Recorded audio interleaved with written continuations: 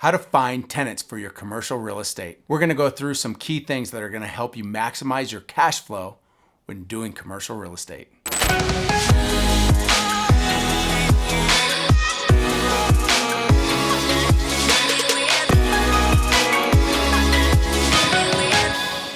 In today's episode, we're going to go through and help you understand your current market. And then we're going to go through who you're going to want to network with to find your potential tenants. And then we're going to go through the marketing tips and tricks that I use to fill my properties.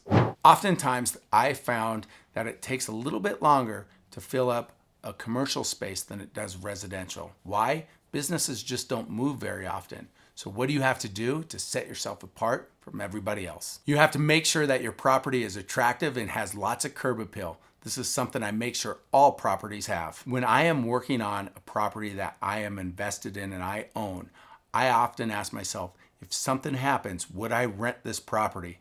And if the answer is no, then I better reevaluate what I'm doing to that property, because if I don't like it, sure enough, potential tenants won't as well. So make sure that you have good curb appeal, everything's clean, and in our area, it gets really hot in Arizona. So I like to make sure that it's just not concrete and stucco. I like to make sure that we add a good amount of landscaping to it. There's gonna be some tips and tricks that we could go through to help you expedite your rental process and fill it up even quicker. I'm gonna share with you 4 tips on how to attract the tenants that you're looking for. One of the key things is making sure that your property is attractive and that people want to go there.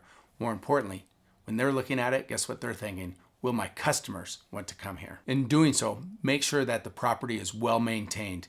Get a maintenance company out there, a crew out there. Make sure they're out there weekly or bi-weekly. In understanding the market and what's going on in your area, you want to make sure that you are marketing to businesses that feel like they could prosper in your particular development. If you have a certain asset class, like for example, medical, you want to make sure that it's laid out and is easy for medical use. You want to make sure that the clients have easy access as well. Again, by surveying the existing tenant base that's there, you could find out what pain points they're having, solve those problems, so then you could attract more clients and even get them on your side. Networking is huge. You want to be able to network with other business owners in the area, people that are either tenants or building owners as well. This is key because these people could be advocates for you, especially if you're doing a facelift in the community. You'll get a lot of advocates that are happy that you're doing so and champion you on. One way when they stop and thank you for doing it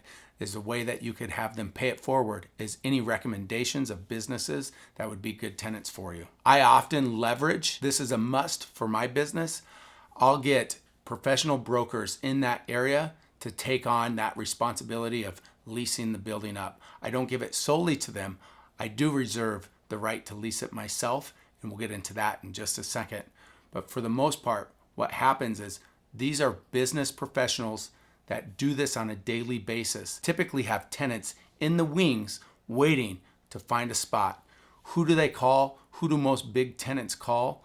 They don't usually check the smaller listings. They contact a broker to find these listings for them. So you want to employ somebody that's doing a lot of business out there, that is aggressive, that has good marketing and has a good company behind them, so their reach is good. It could be an out-of-state company looking to expand and be in your area. You want to make sure that you're capturing those. So a bigger company oftentimes means broader reach, which means quicker leases for you.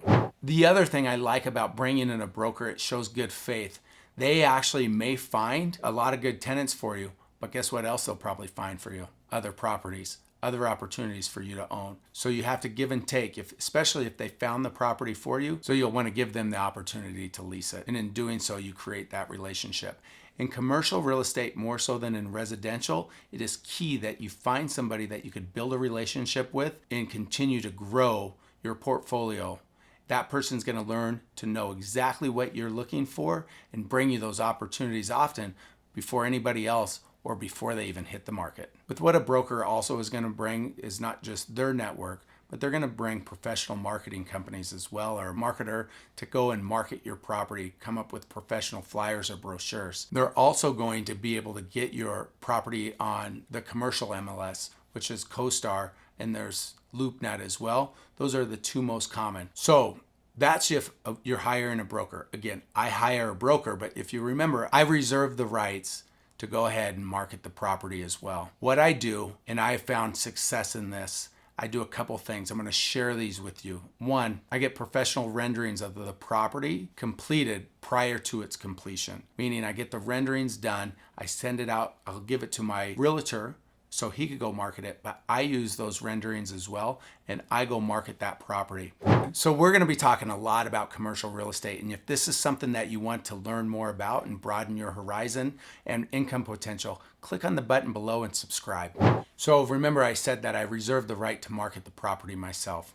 This is one of the avenues that I've found success with. And what I do is I go and get professional renderings of the property done.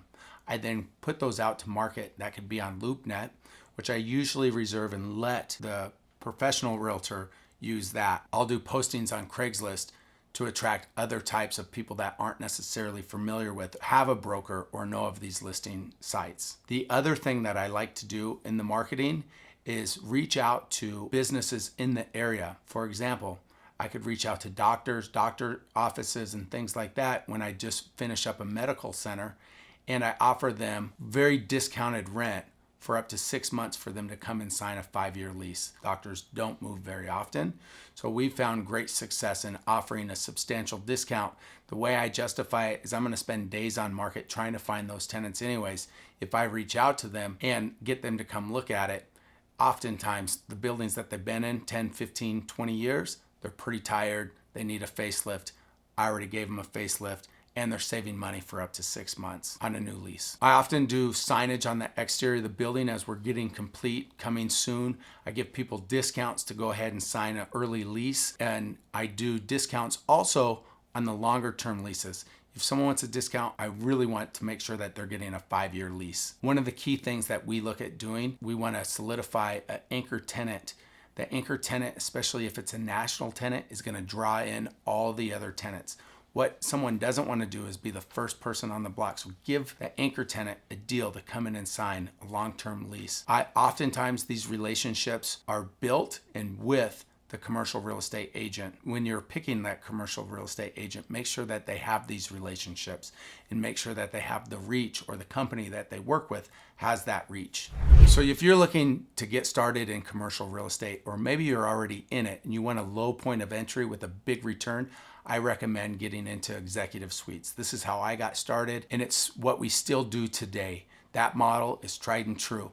We've put together a blueprint, and if you click on the link below, it's in the description, and you could get that blueprint for free just by clicking the button.